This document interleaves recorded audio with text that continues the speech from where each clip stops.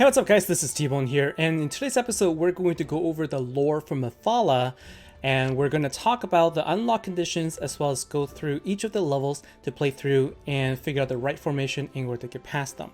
So Shadows in the Fire is pretty simple, you just need to have Mephala. Then Ancient Gods requires you to actually dig up a treasure from the campaign. As soon as you do, then you will unlock this level. Rainy Season requires you to then play the Duel of Heroes mode, where you get Mephala as the leader and you have to win 20 matches. This one will be the one that will take the longest because it does require you to win 20 matches in Duel Heroes, so it could take some time. Now, Death of the Poachers is a little bit confusing because of the wording, but all you have to do is go into the mastery page and then take a look at the recommended mastery. You need to have 2 of these purple masteries that are also recommended. So you're looking for the purple masteries that have the thumbs up icon as well. And the easiest way to do this is if you have VIP 2 or higher, then you can lock one of the masteries as soon as you get one that matches the requirement, and then roll for the second one. And then as soon as you do, then you'll be able to unlock the 4th level.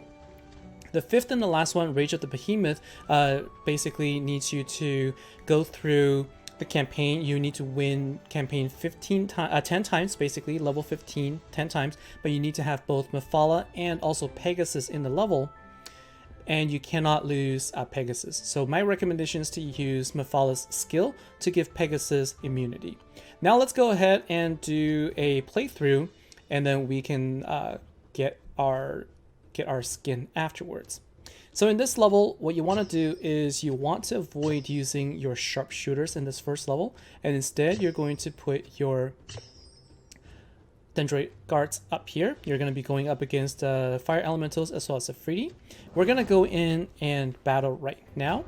And what we're depending on here is for the unicorn to actually go to the back line and work on the Freedy while we continue to give protection to our Dendroid guard.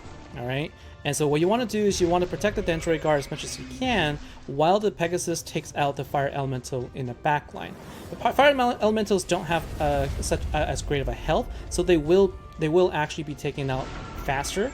And so if you just use your shields, you should have no problem keeping all of your units alive, and you can take out this first level relatively easily in using this formation. All right, so that is the first level. Now, we're going to go to the second level, so that's the Shadows in the Fire. Then we're going to go into Ancient Gods. Now, in Ancient Gods, you just have a green dragon, and you are up against an entire squadron of 8 units, but it's actually not... you don't have to worry about it because of the fact that your green dragon is currently 6 stars, and it can also use all 4 of its skills, including the Help from the Sky, which allows it to then breathe poison and also summon 3 little dragons that will attack the backline. And so it will be very effective at taking out the backline. You can see the marksman starting to die already from the poison breath, and all you have to do is continue to give it Holy Shield until the backline is taken out. And during this time, what you can do is you can also use your air arrow to deal a little bit more damage if you can, because you have a lot of mana saved up, and your green dragon is going to be tanky enough to actually survive this entire time. And you just have to make sure you support it. And now that we've taken out the swordsman, it's basically just timing now before you take out the monks and also finally the marksman in the back. This is a relatively easier level. It seems really dangerous because you only have 1 unit, but the green dragon can tank the entire unit there. All right, so this is Fall of the Ancient Trees level. That is the Ancient Gods. Rainy Season. Now for this particular level, you want to switch this up a little bit. So if you take a look at the enemies here, we've got fire elementals and also all these ice and storm elementals to deal with. So in this case, we actually do not want to use unicorns. Instead, what we want to do is we want to bring in the sharpshooters in, and also the Pegasus.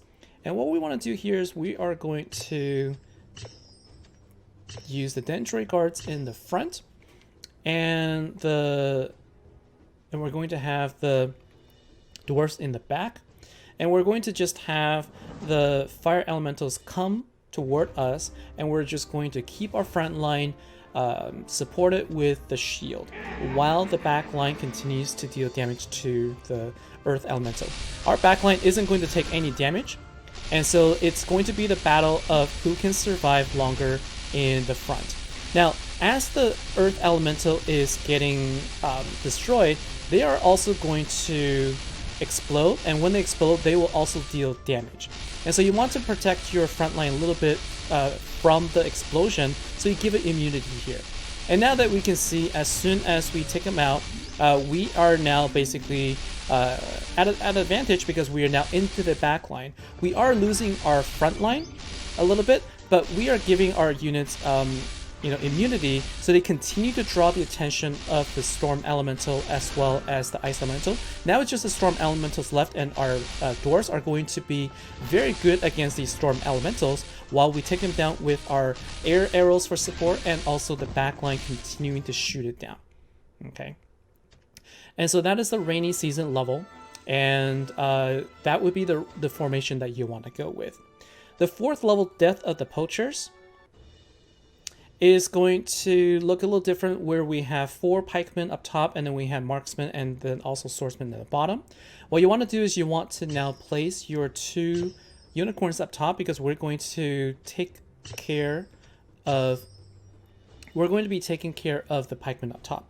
And what we want to do is we want to put the centaurs instead of the dendroid guards, because dendroid guards is a single unit, and you want to give it more advantage against these swordsmen. You don't want to default too early.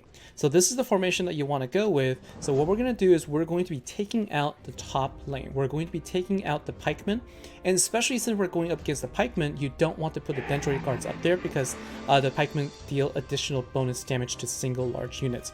All right, and so what you can do here is we'll be paying attention to the front line in the bottom here, and we're going to give it some support as well. So we can give it shielding, and also we can give it more stone skin so that it can survive more. So you can see the bottom lane here, they're being dealt more damage here, but that's okay, because we're going to be making we're going to be going through the top lane here. And as soon as we do, we're going to be able to go to the back line, and we're going to be able to take them out. All right, so what we're going to do is we're going to continue to support the centaurs in the bottom here, and the swordsmen are also getting ready to, they're getting close.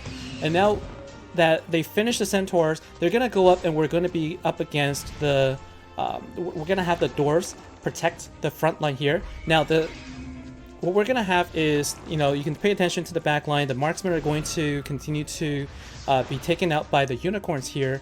And now we're just left with these last set of units of swordsmen. Okay, so the swordsman is going to be the last one that we have to deal with. So basically, support it in using all of the skills that you have available. Use the air arrows to deal damage, and give it stone skin so that you can actually give more protection. And then finally, use holy shield so that you don't take any damage.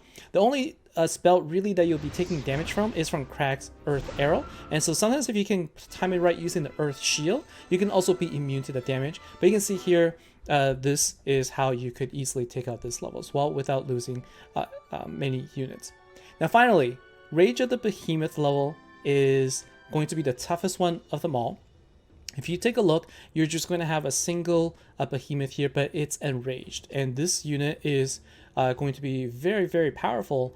And so instinctively, you're going to want to you're going to want to put in as many tanks as possible, but actually you just need to have 2. And instead, what you want to do is you want to have all of your ranged units. And when I passed it, I actually had my dendroid guards up in the top, because I wanted to give it more time for these units in the back to shoot it down. Okay, so let's take a look and see how we do in this case. So you can see that the behemoth here is super enlarged, and it deals extremely big damage. And so you want to give it immunity as soon as you can, because what it will do is the behemoth will also cast its spell that will actually take out your entire line if not careful. And so what you want to do is you want to give it the immunity. And you can see how quickly we ended up taking Rock Claw just with our backline there.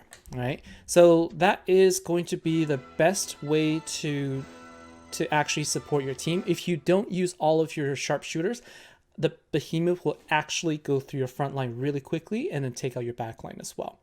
So that is all 5 levels here. And let's go ahead and select our skin. So this is the Mephala skin, and we can go ahead and take a look. So what we're gonna do is we're gonna go ahead and equip the skin. In order to unlock it, you need to go to the inventory, and then you can actually then use the skin. Once you get the skin, you're also going to get a little bit of a bonus. So what her bonus is a +1 to your defender, the hero's defense. All right, so here it is. When you use her, hero defense is +1. And if we wanted to take a look at what Mephala looks like, we can go to the practice, and we can have her be equipped, and then you can see what the skin looks like in action here. So we'll change the hero to Mephala, and you can see that looks very different than her default skin there. And so that is all for today's episode. That is how you would take out Mephala, how you would take out the levels from Mephala to unlock her final skin. So thanks a lot. Hope that was helpful. And let me know if you have anything that you'd like to see. Comment down below, and I'll see you in the next episode. Thank you. Take care.